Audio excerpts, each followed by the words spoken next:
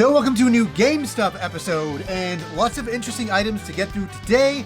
I will ask you guys, before I begin, what are some new Game Stuff things that you have picked up? Have you picked up a brand new game, a special edition, a figure, a soundtrack?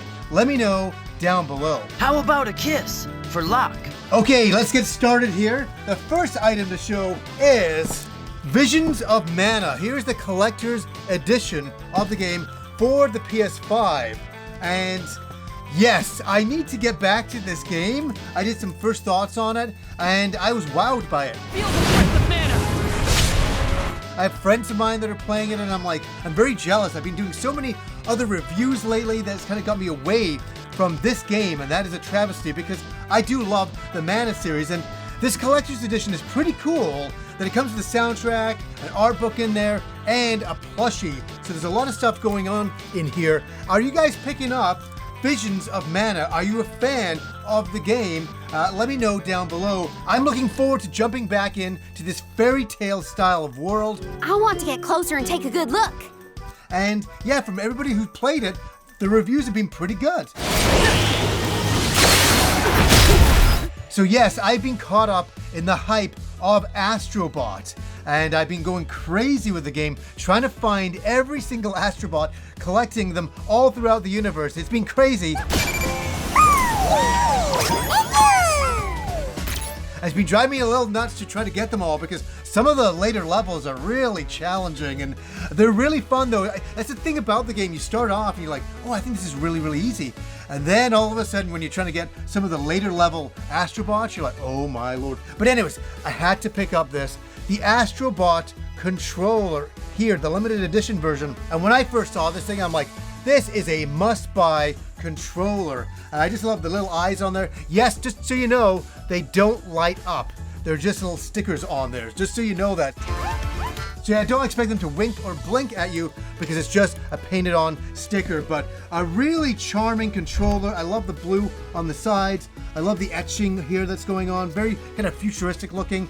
And I love it. It's very rare that I buy a PS5 special edition controller, but my love for this was like so high, and I adore the game. It's really up there. It's like a 9 to 10 out of 10 game for me personally. What do you guys think of Astrobot? Are you playing it? Are you enjoying it? Are you picking up the controller? And this just arrived from Amazon, Nintendo World Championship NES edition right here. It's all in the plastic. I'll just take that off. And we got 150 challenges from 13 NES games going on to test your skills against the world. And I got this for the pure novelty of it, remembering back to the Nintendo World Championships back in the day. And I bought it because it's nostalgic. And I think a lot of us older people bought this for the nostalgia factor of it. And yeah, to go and play some of these little challenges here and there with our old NES games, that's cool. That's cool to revisit those games and play new challenges in them. And yeah, I heard some of them are absolutely crazy, but really happy to get this. I couldn't have not gotten this. I mean, the Nintendo heartstrings are always pulled with me, and they probably will be until I leave this world, because the NES was such an important part of my childhood, like a lot of you guys out there. And yeah, had to pick up this. Okay, this arrived a little bit ago, and this is such a strange oddity game that I am fascinated by. And it's called Arzette, the Jewel of Farore. And I just got this from Limited Run. What is this? This harkens back to a darker time. Yes, the CDI time, when this console called the CDI was coming out, and there used to be like a 40-minute infomercial that used to be on television back in the day, and it'd be like, CDI is the future of video games. What more could you want? Okay, I'm sold. And what was crazy is they had some Nintendo games on this CDI console. Yeah, you wouldn't believe it. CDI versions of Zelda. They were horrific. They were monstrous to look at. It sure is boring around here. My boy, this piece is what all true warriors strive for. I just wonder what Ganon's up to. But you know, as a kid, I was like, I really want to get that. I love Zelda. I'll get that. Yeah, I was a silly kid, man. Anything with Zelda on it, I wanted back then. You've got to be kidding. And it was weird that Zelda was on another console? What? So that's why that was always such a novelty thing. Wow. And so, the creators of this game are kind of mimicking the look of those CDI Zeldas and some of the characters that are like really flamboyantly drawn, I'll say, and some of the dialogue, which is just crazy. My goods will improve your fortunes, so long as you improve mine. And it's an action platforming game, and I saw it and I was like, I get it. I totally understand what this game is doing, and I really, really like it. I like it that it's harkening back to a different time period and mimicking a game from the past, but doing their own game now.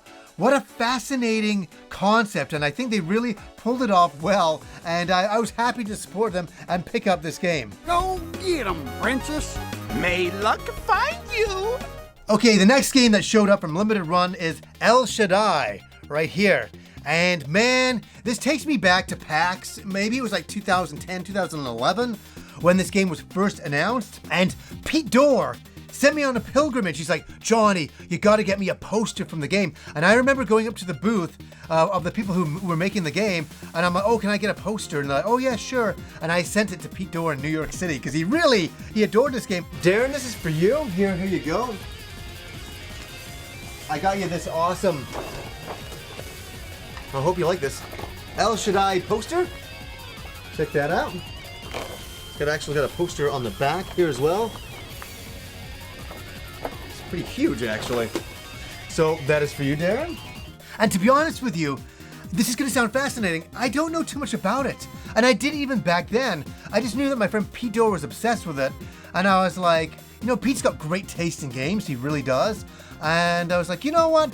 This time I'm going to pick this game up and give it a try.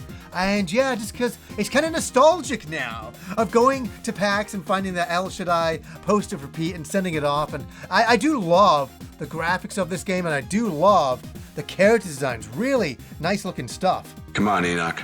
Time to get back. And yes, I'm a sucker. I'm a sucker for shooters, for overhead shooters. I had to pick up Tiger Heli. And this was a great arcade game back in the day. And on this version is all the different versions. There's like PC Engine versions and the arcade versions in there. But any version of Tiger Heli is pretty much in this. And I was like, yep, count me in. My Switch collection of shooters continues to grow. And I've said it in the past, it's something that I really love collecting for in Switch, is all of the shooters out there. I don't have all of them, but I'm aspiring to get a nice collection because it's fun. Even on my PC Engine here, I love collecting shooters on that thing. And yeah, I love collecting shooters on the Switch, and Tiger Heli is a fun game.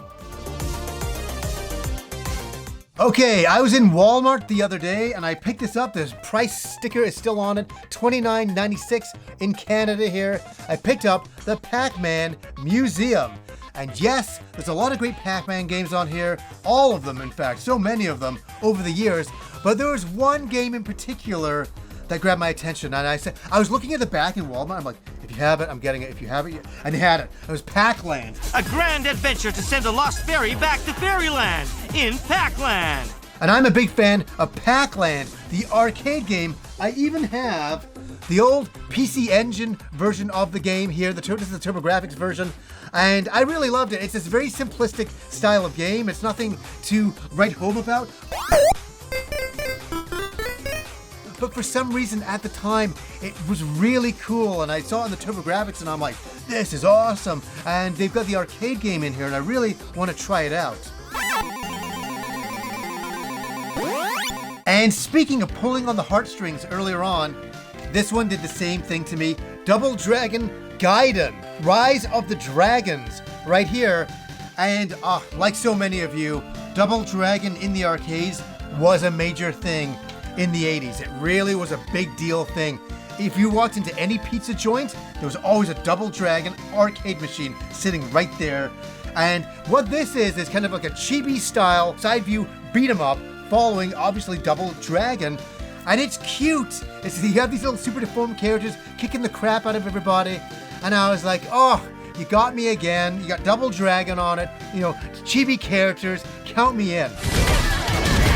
Okay, I just want to show a vinyl soundtrack right now that is kind of fascinating. And I picked this up because I love the creator and I wanted to support him. And I picked up this, The Scheme 21st Century Revival by Yuzo Koshiro. right here. And it's a soundtrack, right? It's a soundtrack. It's a video game soundtrack. This is a fascinating thing because this is kind of a reimagined soundtrack to an older game he worked on back on the PC-88 called The Scheme. And yeah, it's an older game with some very older style music, but Yuzo was totally inspired to go back and revisit the soundtrack he did all those years ago and do an updated, kind of remastered remake of these old tracks.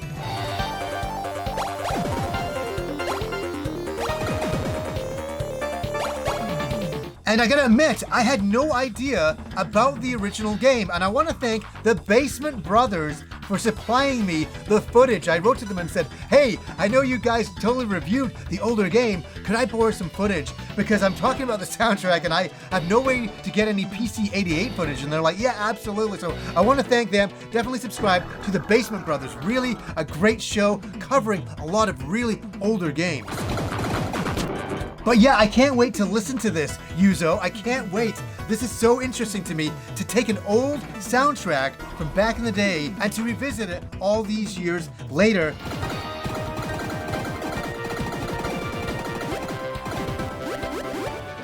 And check out the cover. The cover was done by the original artist for Pokemon. Yes, the original artist who did the Pokemon games did this artwork. And so it's a double win. I got the artwork there and the amazing soundtrack by Yuzo Koshiro. Okay, the next item is a very, very unusual one. I saw it up online. Atlas was pimping it out. And I saw and I showed Kim and I'm like, Kim, this is pretty cool. Like, what do you think? And she's like, that's a crazy jacket. And yeah, we were looking at jacket. I just want to say none of this is sponsored by these guys or anything like this. We bought this because we thought it was cool. And here we go. I'm just going to show it right here. The Persona 3 Reload Collab X Edition, Mr. Rage Astral Systems.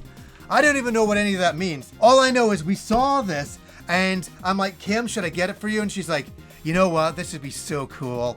And so I got her the most outrageously cool Persona jacket I think I have ever seen, with the character Aegis all over it.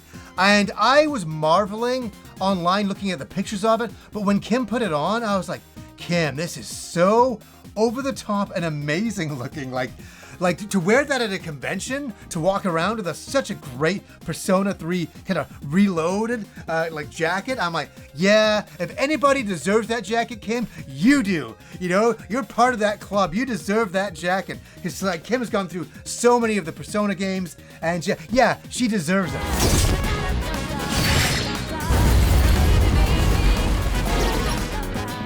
So it's the 35th anniversary of Dragon Warrior over here in this country. Dragon Quest got released in '86 in Japan, but Dragon Warrior got released over here in '89. And I did an entire video on it, going back to my old neighborhood, visiting that neighborhood, and revisiting those old memories. And I want to say something for everybody. Go and check out the video. It's honestly one of my favorite videos I've ever done on the channel. And yes, I've revisited my old neighborhoods before, but this video, I feel that I finally got it right. And it really, really resonated with me that I was able to articulate the emotional factor of Dragon Warrior Dragon Quest in a single video. And I really think I got it right visiting those old neighborhoods. It's called Why I Adore Dragon Quest, the 35th anniversary. Check out that video. And so I got very nostalgic about the 35th anniversary of Dragon Warrior. So I'm like, man, why don't I have any of the old artwork? And I'm like, and there's an art book on Amazon. I'm like, why have I never picked this up? And I picked up Akira Toriyama's Dragon Quest illustrations in English here. And I've been flipping through the book. I had many a coffee sitting outside just looking at the old artwork and going, oh my God. I love the charm of the original artwork. You can't beat original Akira Toriyama. He was on fire and it was just so honest. All of those old designs are so honest and come from that Dragon Ball time, and I really, really appreciate it. It was going through the entire series up to Dragon Quest X at this point, and I gotta say, just going back and seeing some of those old designs and checking out all the old monsters, I just fell in love, and I was like so happy to get this book. Or was I? until I was on my Dragon Quest shelf and I was kind of looking around and I'm like, hey, what's that book there? And I pulled this out. I had already bought it a long time ago. Like a long time ago. I forgot. This is the 30th anniversary of Dragon Quest. I'm like, oh my god, I already had this, but it's the Japanese version that I picked up, and I now have the English version, which I really appreciate. But I thought it was so funny. I'm like, of course I would have had that book. And we're going to get into a big revelation about Dungeons and Dragons in a second, but I wanted to share something of some graphic novels that I read this summer that were so good. They were so good, and I sat down on the patio reading these, and I was impressed, and I'll be honest with you, I read a lot of different graphic novels, and some of them don't grab me the way these ones did, and I just wanted to show you them. Okay, the first one is Transformers, and this is Volume 1, Robots in Disguise, and this is part of the Energon Universe line, and so there's a bunch of different books that all are correlating with each other, telling a similar story of the Transformers and G.I. Joe. There's a lot of different things going on here, but I wanted to read this, and I'd listened to a podcast and they were talking about this, and I was like, oh, well, let's check this out. And what this is, it's revisiting Transformers G1 and retelling it. Again, slightly different, in a lot of ways completely different, and I gotta say, I really appreciate it. The reason why, it's really adult and it's really intense. Like, there's a lot of really graphic stuff here. Like, this doesn't hold back any punches. This is Transformers on steroids. This is not like some kiddie kind of Transformers. This is a very adult Transformers, and that's what I appreciated. I'm a massive G1 Transformers fan. And you know, if somebody told me, oh, they're redoing it again, I'd be like, I've already been there, done that. But they do enough stuff in here, and the artwork is fantastic to really sucker me in, and I love it. And I'm like, okay, when's the next book out? It's like in November. I'm like, oh my god, I gotta wait till then. But a really great read, and not too expensive either. You can pick it up off Amazon. We would really recommend this to G1 fans. Let's go! Now, this was recommended to me, and it's called Nemesis, and it's a bit older of a book now, and I had no idea what this was, but it came highly recommended, and so I had to get it off eBay, unfortunately. And you know what? It was so worth it. This was the best book that I read this year, comic-wise. I was totally taken back, and the reason why is it's a really unusual story, is it follows a super villain who is kind of like Batman in that he's fantastic at everything he does, and it's really weird. You're rooting for the villain the entire way through the story, and he's outsmarting everybody, and you're just like marveling at how incredible he is, and how brutal he is, and how heartless he is, and how genius he is. It's like, it's such a smartly written book, and he's going up against this top police chief in the entire world kind of thing, and they're going head to head, and how it turns out I will not ruin for you, but oh my god, twists and turns, great stuff. And I loved Nemesis, written by Miller and McNiven's artwork there. I was totally taken back. What a story, what a book. Okay, this is kind of an unusual one for me to do, and it's going to seem very dramatic, and I'm not meaning to be. I'm really not meaning to be. Wizards of the Coast sent me this over here, and that is for Dungeons & Dragons, the new Player's Handbook. And at the time of filming this, there's an embargo where I can't show any of the inside of the book. And I'm going to say something that's going to be kind of controversial, and that's okay. That I think I'm kind of done with Dungeons & Dragons. I think after so many years, for me it's been about 36 years of playing Dungeons & Dragons, it's time to move on for me personally. And I want to thank Wizards of the Coast for sending this over, and I don't need any more books. I'm completely okay, but thank you. I want to say thank you to them for sending this over. And looking at the book, it's a very competent book, a lot of brand new rules. You can get a lot of new weapons in there that you can customize to your character. I appreciate all that stuff, and Dungeons & Dragons has gotten more and more complicated over the years, which I definitely appreciate. Some of the artwork now is a little too colorful for me personally. There's monsters in this book that are pink and stuff just because they are, and I got no problem with the color pink. It's just not very gritty to me, and it's very poppy to me. It's very, very colorful, and yeah, I appreciate it, and I think that my time with Dungeons & Dragons is over. I really do.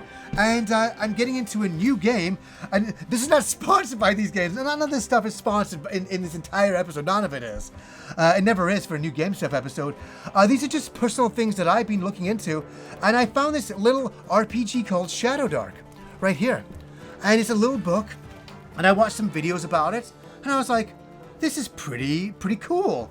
And it's all in black and white, no fancy artwork or anything like that.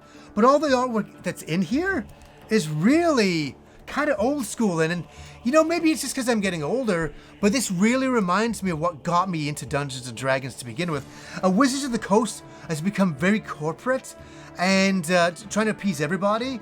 And I understand that. But this book really sings to my heart that it harkens me back to what got me into Dungeons & Dragons back in 1988 when most of the pages were in black and white. And what I like in here, the rules are very, very simple. And yes, it's just like Dungeons & Dragons, but simplified. And I just like that all of the writing is just a little bit bigger. And it's very easy to take in, where this Dungeons & Dragons is a bit of a read to get through the player's handbook, where I found myself sitting reading this and just completely memorizing it all. And so I'm playing one final game of Dungeons & Dragons to set it sail into the final frontier for me. And I'm going to start with this. I've already made a bunch of characters for people who want to come over and play. I got the Dungeon Master screen for this, and we're going to sit down, and this is the new game that I will be playing, Shadow Dark. And Dungeons & Dragons, I've had so many good times over the years, but I think it's just time for something new. And I'm not bitter or upset or anything like that. It's none of that. Yeah, Wizards of the Coast has done some questionable things over the years and taken Dungeons & Dragons into some very creative places that I personally am not really interested in anymore. And I'm kind of done with the corporateness of it. And I'm looking to go back to something more homegrown and something more homebrewed. And this one really looks like up my alley, and I can't wait to sit with my friends and play a brand new tabletop RPG and to kind of rekindle that feeling back. And yeah, when I got this, I just was like, I don't feel it anymore for D&D. I don't feel it anymore. But this is what did it for me. And it's not about more colors or more pages or more rules. It's realistically going back to the basics and really striking back to the heart of players. And this is a game I'm so looking forward to playing, Shadow Dark, for sure. It's a plug for them. I'm not sponsored by them. It's just a book that I picked up, I bought on my own. I've been reading, I'm memorizing. It's my new Dungeons & Dragons. The exposed brain quivers in expectation. Guys, what have you picked up in the way of new game stuff? Have you picked up a brand new book, a brand new game, or a brand new figure? Let me know down below. So anyways, guys, until next time.